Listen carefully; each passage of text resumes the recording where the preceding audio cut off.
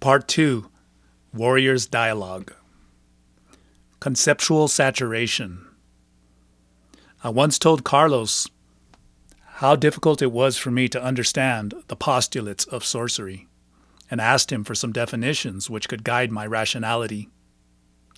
But he told me that this was neither possible nor useful, since he didn't live in a reality of ordinary consensus. Not even I understand myself, he assured me with absolute seriousness. He maintained that to comprehend is to fix our attention on a specific point from where things can be explained. The more accepted that point is by people in general, the truer we find it. But the universe is not reasonable. Its essence is beyond all description. Security and common sense are islands floating around in a bottomless sea, and we only cling to them out of fear. If you continue on the path of knowledge, you will soon discover that explanations are placebos, since they never fulfill what they promise. For each thing they clarify, they generate a trail of contradictions. In fact, we never understand anything. True teaching is physical, and we only get it after years of fighting. That is the nature of the lessons of the Nagual.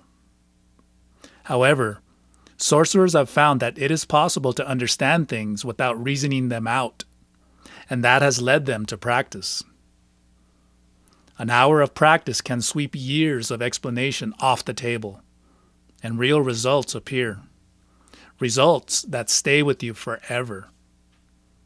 As you turn yourself into a witness of power, the obsessive pressure of your mind to be in charge will be canceled out, and in its place, the childlike spirit of adventure and discovery will be reborn in you.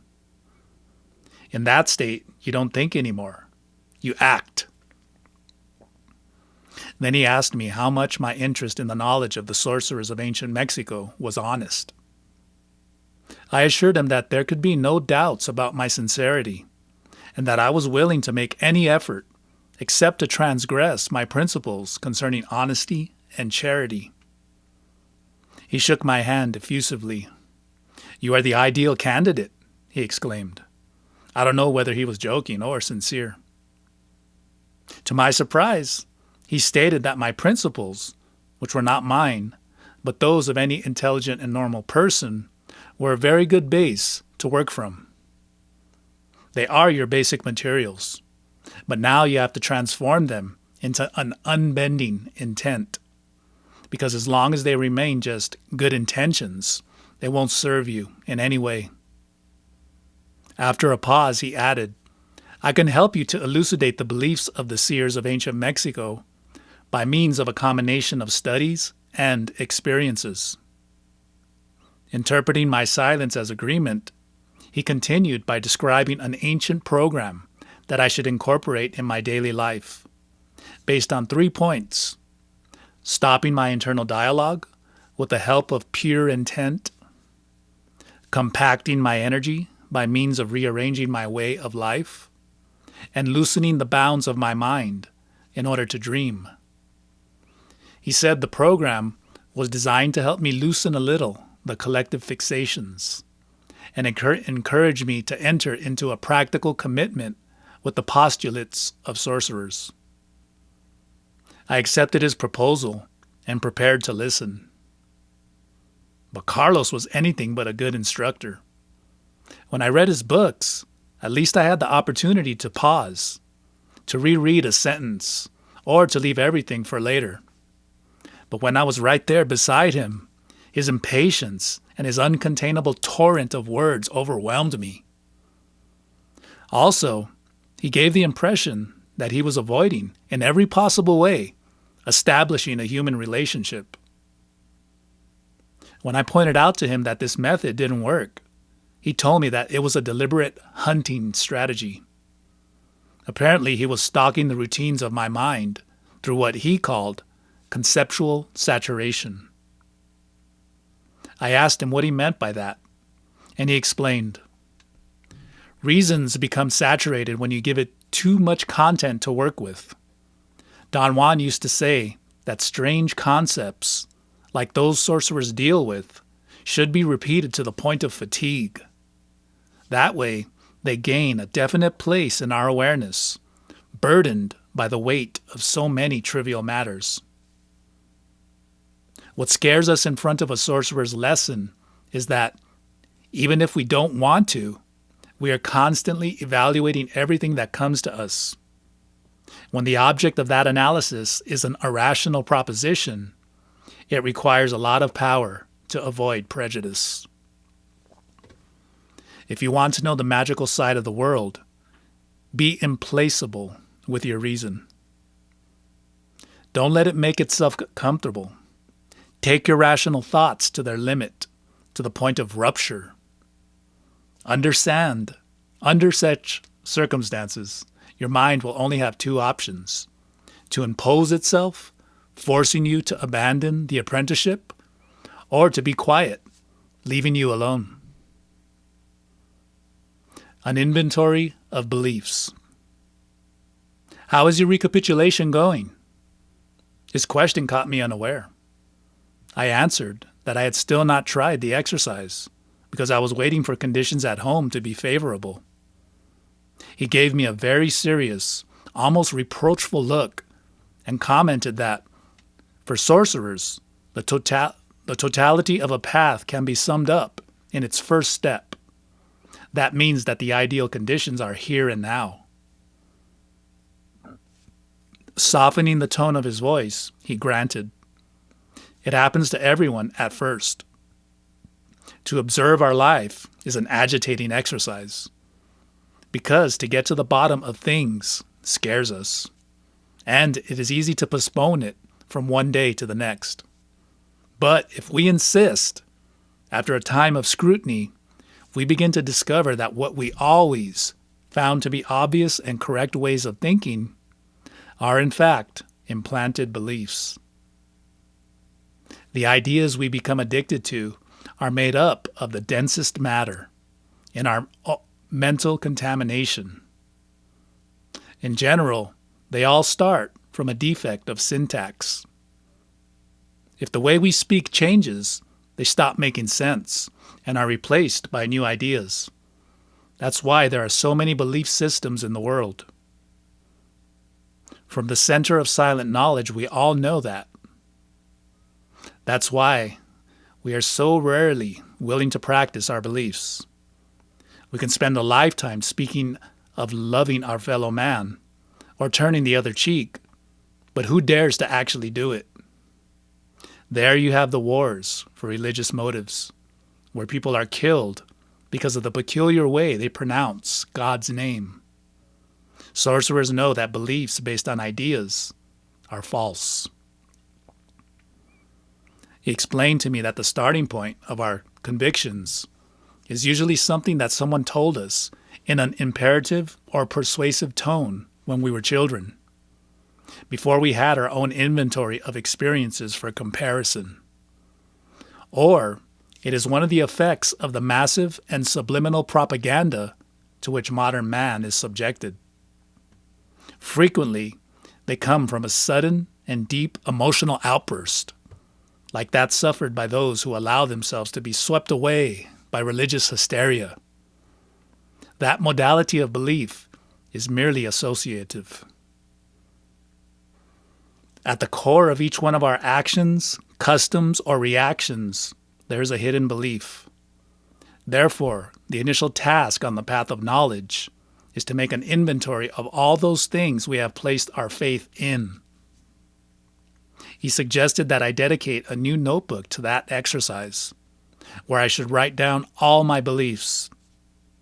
He assured me that this practice would help to map my motivations and attachments. In each case, he said, you should look for the source of your beliefs and make a profound analysis of each one. Determine when and why it arose. What was there before that? How you felt? And how much your faith has changed over the years. The intention is not to justify anything, but rather simply to get things clear. This exercise is called stalking the believer.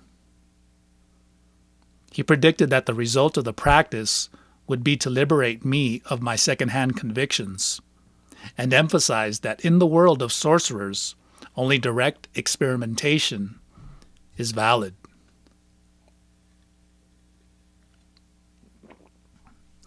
Believing without believing. I accepted the exercise because I found it inoffensive. For a couple of weeks, I was devoted to classifying everything with which I felt mentally identified. I hoped my inventory would be simple and clear, but I was soon surprised to find that an endless list of thought patterns appeared, sometimes not very coherent in relation to each other. For example, one of my beliefs was that only when something can be proven and demonstrated can it be called certain. At the same time, another of my beliefs was that a supreme reality, a divine being beyond all experimentation, exists. No matter how much I tried, I could not resolve that contradiction. In the field of non-beliefs, I also had my surprises. The most unpleasant was to discover the way a simple suggestion had blocked an enormous area of possibilities for me. When I began to investigate why it was not honestly possible for me to accept Carlos's statements regarding how, through dreams, you can access other real and complete worlds, I remembered that when I was a child and had a nightmare, my mother used to repeat the refrain of a children's story, which said, "Dreams are just dreams." When we met again, I gave him a superficial account of the results of my investigations. Carlos told me that it was enough. There was already sufficient material to attack the second part of the exercise. Then he suggested that I select the most important one of my beliefs, which served as a base to all the other ones, and stop believing it for a moment. I should do this with each one of them, according to their degree of importance. I assure you that it is not difficult, he added, seeing my bewildered face. And above all, it won't harm your faith. Remember, it is only an exercise. I protested. In a decisive tone, I told him that the basis of my principles was my certainty that God exists, and that I was not willing to question it or even analyze that point. "It is not true," he screamed. "Your most ingrained conviction is that you are sinful, and for that reason you are justified.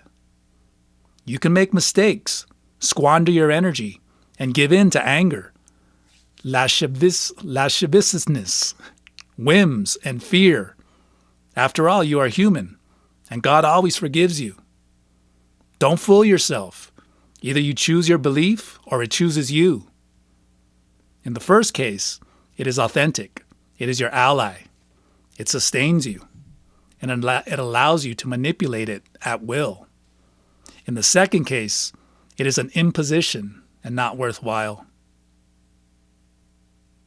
I replied that the exercise that he proposed, treating my faith as casually as a man changing his shirt, was not only blasphemous and mercenary, but the practice would probably end up throwing me into a state of internal confusion. He observed, "You don't have to be clear to enter the world of sorcerers. Our idea that truth goes hand in hand with clarity is a trap, because the spirit is too inaccessible to be understood with our fragile human mind.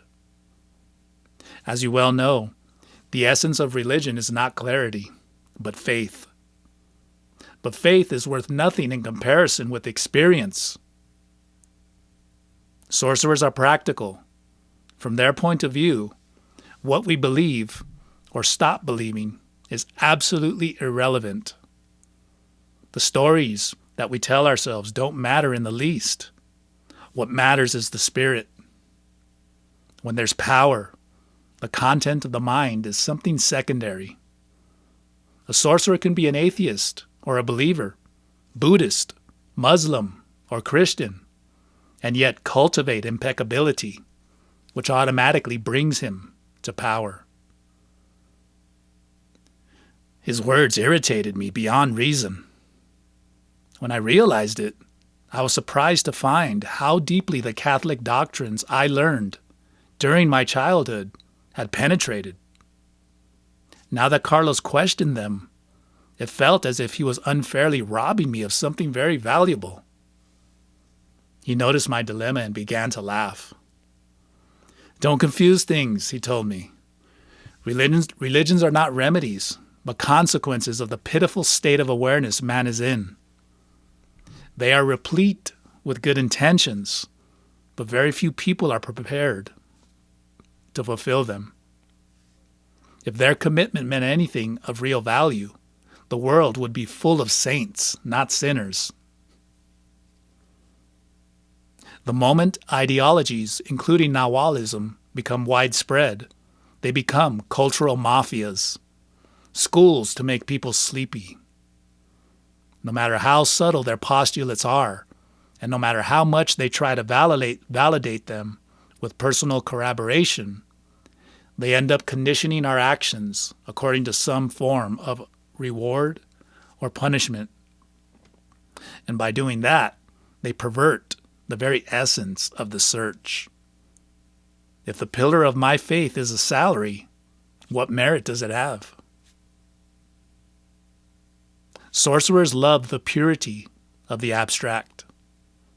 For them, the value of the path with heart is not so much where it takes us, but how intensely we enjoy it.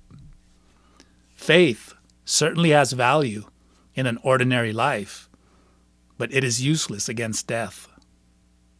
Our only hope when facing the inevitable is the warrior's path. Sorcerers call the ability to manipulate their mental attachments believing without believing. They have perfected that art to the point where they can identify sincerely with any idea, live it, love it, and discard it if it comes to that, without remorse. And inside that freedom of choice, they ask sorcerers questions. For example, why accept myself as a sinner if I can be impeccable? After some resistance, I agreed with Carlos that there could not be anything wrong with subjecting my beliefs to a shake. What I found to be the main effect of the technique of believing without believing was that it showed me how incredibly fragile my catalog of ideas was. It was prone to disintegrate at the slightest blow.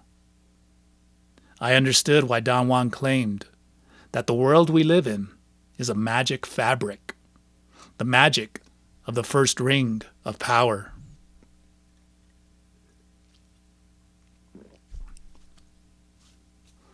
Practicing silence. As a base for inner silence, Carlos suggested that I fight against what he called my domestic condition. That is, my membership in a social group. He referred to it as a first step toward freedom.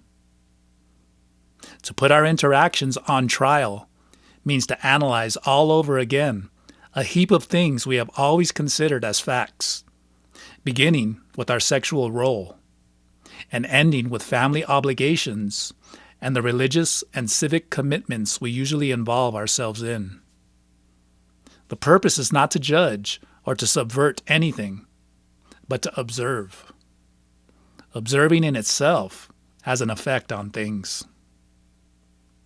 I asked him to explain how the passive act of witnessing can modify anything. He answered that attention, however tenuous, is never passive, because it is made from the same matter which makes up the universe. Even the mere act of exercising the attention implies an energy transfer. It is like the velocity which, when being applied to an object, adds mass to it. Likewise, the focus of attention adds reality to things, and that reality has a limit. Beyond that limit, the world we know disintegrates. The secret of the sorcerer's marvels is the channeling of attention. It doesn't matter how they apply it, for good or for bad. What changes is the intention, not the force of the focus. For new seers, the magic of sorcery is not in its results, but in the ways we get to them. Therefore, your best intent as an apprentice is to silence your mind. When I returned to see him, I admitted that, although I had spent much time trying to follow his advice, I didn't notice any substantial advance in my struggle to achieve inner silence. On the contrary, I had noticed that my thoughts were more agitated and more confused than ever. He explained that this sensation is a normal consequence of the practice. Like all beginners, you are trying to classify silence like another element in your inventory of beliefs. The objective of your inventory was to make you aware of the weight of our prejudices.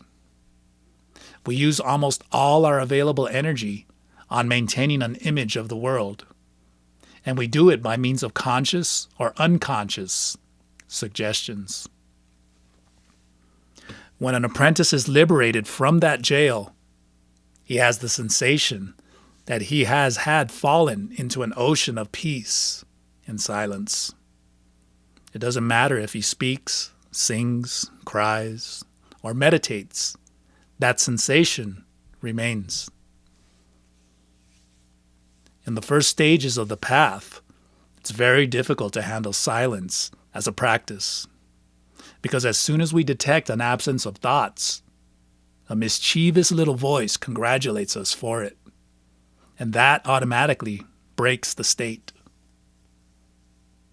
The problem happens because you confuse the objective of sorcerers with an ideal.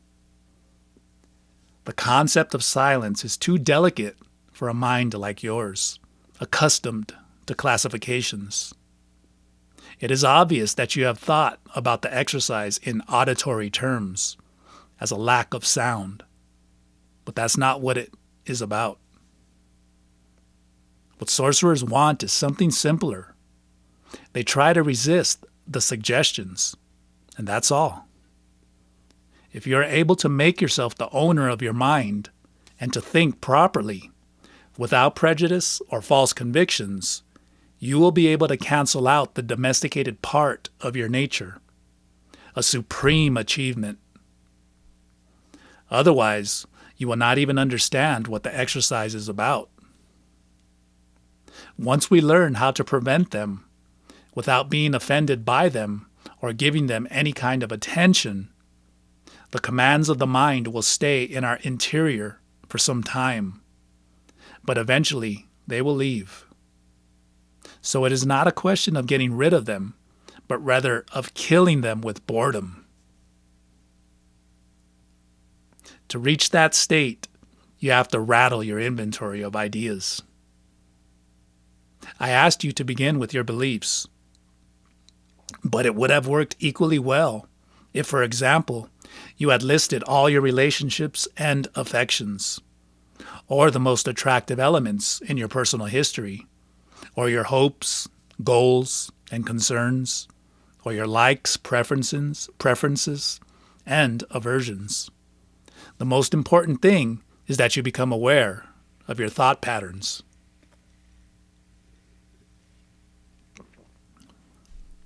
The magic of all inventories is based in the order of its components. When we rattle that order, when it lacks some of the pieces that we gave it, the whole pattern begins to crumble. This is the way it is with routines of the mind. You change one parameter. Suddenly, there is an open door where there should be a wall. And that changes everything. The mind trembles. That is what you have been experiencing as an extraordinary activation of your interior dialogue. You didn't even notice it before, but now you know it is there. Someday that presence will be so heavy that you will do something about it. That day, you will stop being an ordinary man and will become a sorcerer. The minimal chance. In a lecture in which he was explaining to us various methods that Naguals used to help their apprentices, one of those present, interrupting him, threw this at him. "Carlos, you always say that without the Nagual, there is no freedom. But that's because you had a teacher. What can we do, those of us who weren't so lucky?" He exploded. "It is not true. You have all the information you need. What more do you want? Do you hope to get everything for free, without any effort? If you believe that somebody else will do the work for you, you are fucked up." In a reproachful tone, he made fun of the human laziness, which makes us hope that others will do things and give us the greatest possible advantage. He called this the antithesis of a warrior's behavior. All that a man needs is the minimal chance to be made aware of the possibilities discovered by sorcerers. A warrior doesn't go around hoping they will come and kick him in the butt to make him move. He is ahead, and he says, "I can do it, and I can do it alone." There is no need for teachers. Another time I asked him, "Carlos, what determines an ordinary man's access to the sorcerer's knowledge?" "Intent," he answered. "Man's intent has to make an offer to the spirit, and spirit must accept it, putting the means of evolution in his path. In other times, the only available way was to be directly pointed out to a Nagual. Nowadays, an ordinary man has the opportunity to be guided through publications. When seeking access to the world of sorcerers, one must be prepared. An accidental encounter with power won't lead to anything except to a brutal fright for the seeker, who from then on will swear that sorcery is demon's work, or that everything is sheer falsehood. But a poorly conducted preparation, one which foments self-importance instead of increasing wonder and a desire to learn, becomes a near total obstacle for the apprentice. One who comes to the Nagual saturated with beliefs on almost everything won't get the chance to continue. Therefore, the next requirement before entering the path of knowledge is a profound honesty. It is necessary to empty the harbor, to make room for the new ship arriving, and to recognize that when it comes down to it, we don't know anything. Once that degree of preparation has been reached, the rest is a matter of luck. The Spirit determines who will be chosen and who won't. The answer of the Spirit is inscrutable. It happens in unexpected ways and in terms that are almost always incomprehensible to our reason. All we can do is be attentive to the signs, placing ourselves deliberately in their path. When man's intent seals an alliance with the Spirit, it is unavoidable that the teacher appears. I asked him if the Nagual could be considered a teacher in the same way as the Oriental instructors. He answered emphatically, "No, there is no comparison for a very simple reason. A Nagual never chooses his apprentices. The Spirit is the one who determines through omens who can and who can't be part of a lineage. A real teacher is an impeccable warrior who has lost his human form and has a very clear bond with the abstract, so he doesn't accept volunteers. Education systems based on the seeker's spontaneous desire don't get very far because they are not geared toward realization, but towards the concerns of the ego. All the followers do is to imitate, and that doesn't lead anywhere. Therefore, there is no need for teachers. After years of learning, I am convinced that all a seeker needs is the opportunity to be made aware of his possibilities and a commitment to the death, with his purpose. I observed that his statements were contradicting his repeated statements about how, without Don Juan, he would not have achieved anything. He replied, "Sorcerers make a clear distinction between the concepts of spiritual guide and Nagual teacher. The first is an individual who specializes in directing flocks, and the other is an impeccable warrior who knows that his role is limited to serving as a connection with the spirit. The first one will tell you what you want to hear, and he will give you the miracles that you want to see, because you interest him as an acolyte, while the second will be guided by commands of an impersonal power. His help is not altruistic, but a way of paying his old debt with the spirit of man. The Nagual is not a benevolent type. He doesn't come to please us, but to wake us up. And he will do it with a stick if necessary, because he doesn't feel any compassion. When intervening in the life of his apprentices, he can produce a condition of such agitation in them that their latent energies are activated.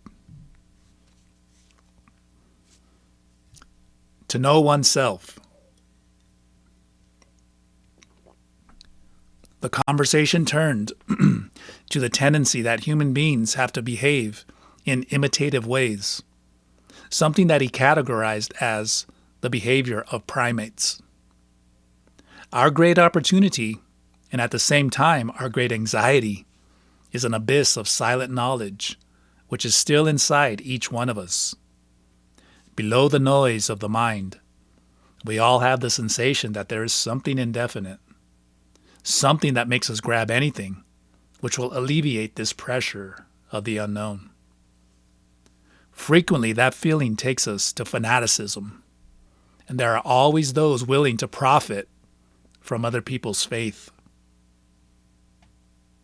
Are all teachers frauds then?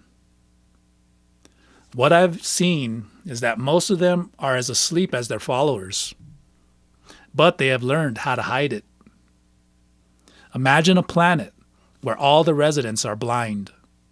Among them circulates the myth that it is possible to see, but no one has verified it. One day someone arrives and says, "I can see." What can they do? Either believe or not believe. And there will always be some who hope. It doesn't matter if the teacher is also blind. It's very easy for him to take advantage of the situation. The ego doesn't demand that you revere it, only that you fill yourself with awareness. To fall on your knees before the unknown is totally useless, but to do it before another human being is the pinnacle of idiocy. The ape that we have inside yearns to have someone to guide him. He needs to believe that there are superior entities who can magically solve his problems. As children, we are always hoping that somebody will show up and take care of the situation. From this, cults are born, that in essence are ways of leaving the responsibility for one's own growth in other people's hands. We have been deceived. We have been told that we are special because we are rational, but that is not true. The human being wants desperately to obey and dies from fear when his valuable beliefs are removed. We are like the fish that clean fish tanks, always with the mouth open, devouring any debris that is thrown to us. Meanwhile, we ignore the source of life and knowledge that we have inside. I'm going to tell you a very old, well-known, but always new story. The gods were wondering where to hide wisdom, to get it out of man's reach. In the mountains, he would climb them. In the ocean, he would find it. Space, the moon, and stars were equally discarded. Someday, they would be explored. Finally, the gods came to the conclusion that the best place to hide it was inside man, because that's one place where he will never look for it. And what did man do? Instead of examining himself with total honesty, he looked for a teacher. To become responsible for one's own existence is an anomaly, a violation of laws, a state of passion out of the ordinary, a fight that demands your entire life. It is the only procedure that will renew our energy. I don't know if you will be able to understand this detail. To know yourself is an intent of warriors. Nobody can intend it for you.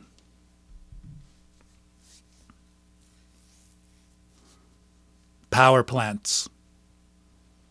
A man was sitting on a bench, almost hidden by a newspaper stand. I noticed him, but in such a subconscious way that I had walked some 20 meters past him before it struck me. I turned. The man looked at me smiling. It was Carlos. He hugged me effusively and remarked that an encounter of that nature had to be taken as an omen. Now I'm all yours, he explained. Ask. I saw my opportunity. In various conversations, Carlos had categorically stated that hallucinogenic plants are not advisable for a seeker of knowledge. However, in his first books, he had written exactly the opposite, and he even gave extensive exercises on their use, presenting himself as an example of the power of those plants. This was a matter that interested me intensely.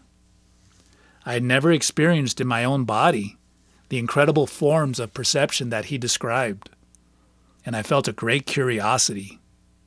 So, taking advantage of his good mood, I asked him to clear up the contradiction. When he heard my question, his enthusiasm cooled down. The topic seemed to affect him deeply. After a few seconds of reflection, he told me that a sign from the Spirit had determined the change in his perspective. In 1971, after publishing my second book, I received an uncomfortable visit. United States government agents came to one of my presentations, and they informed me that I was becoming an idol of juvenile drug addicts, and that they would expel me from the country unless I modified my attitude. At first, I didn't see any reason to concern myself with these threats, but later I investigated a little, and the situation made an impression on me. Many students were taking Don Juan's teachings as an academic permission to get high. My name was mentioned everywhere as an authority on drugs, but I didn't want to be the patron saint of anything. I took my dilemma to Don Juan, who laughed at the whole thing and told me that a principle of stalkers is not to confront anybody, and certainly not people more powerful than themselves. You have blundered in among the hooves of horses, and you have to get yourself out of there. I suggest you take care of your learning. The rest, what does it matter? That advice made me decide to have a more cautious attitude in my next publications.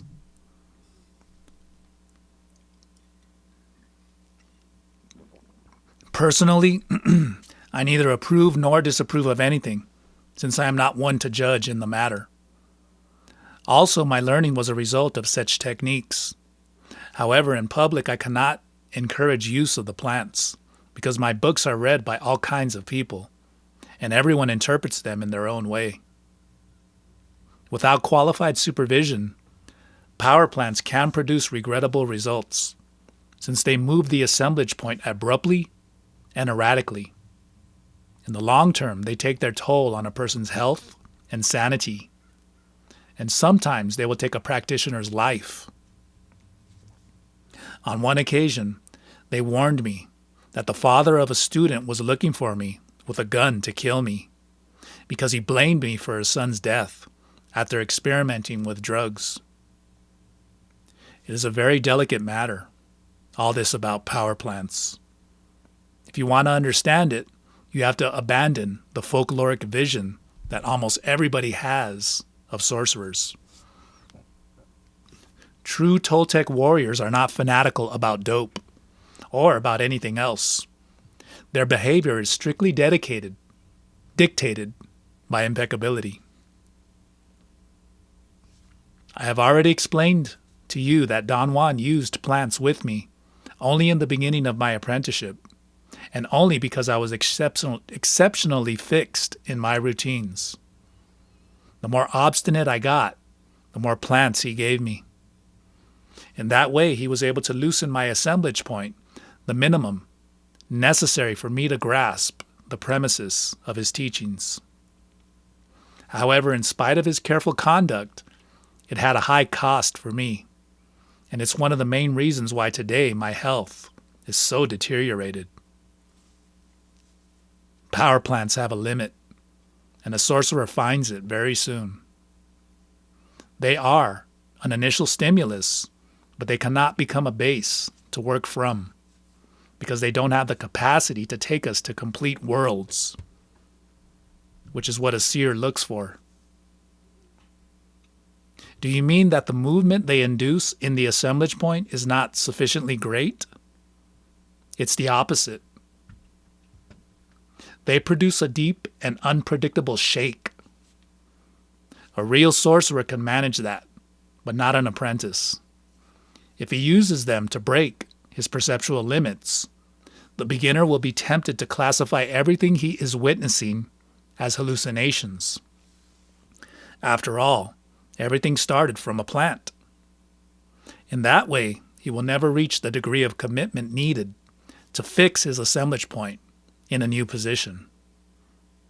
Plants take you quickly and easily to another world, but they don't allow you to stalk it. That is their limitation. The best way of deploying our perception is through dreaming. As a method, dreaming is just as simple, but less risky, more comprehensive, and above all, much more natural. The goal of an apprentice is to take the reins of his assemblage point.